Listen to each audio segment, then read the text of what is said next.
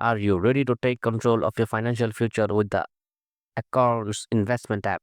In this tutorial, we'll walk you through the essential features of Acorns, making it easy for beginners to start investing effortlessly. First things first, download the Acorns app and create your account. Once you're in, you'll land on your dashboard where you can see your portfolio value and access your investment, retirement, and checking accounts. On the investing page, you can track your portfolio's performance over various time frames, daily, monthly, or even annually.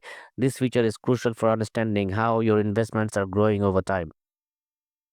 One of Account's standout feature is Roundup. Link a debit or credit card to the app. Every time you make a purchase, Accounts will round up the total to the nearest dollar and invest that difference into your portfolio.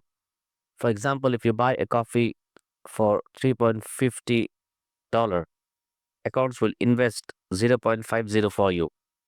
Additionally, you can set up recurring investments. Choose an amount, say USD 20, and decide how often you'd like to invest it, daily, weekly, or monthly. This automation helps grow your portfolio steadily through the power of compound interest. Accounts offers in 5 different risk levels: aggressive, moderately aggressive, moderately conservative, and conservative. You can easily switch between these portfolios based on your risk tolerance and investment goals by navigating to the settings.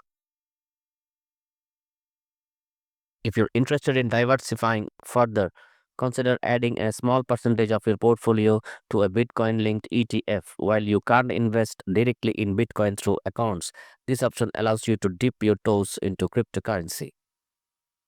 In just few simple steps, you can set up your accounts account and start investing without any hassle. Remember to regularly check your dashboard for updates on your portfolio's performance and adjust your strategy as needed.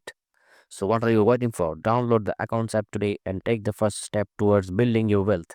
If you found this tutorial helpful, don't forget to like and subscribe for more tech tips. Thank you.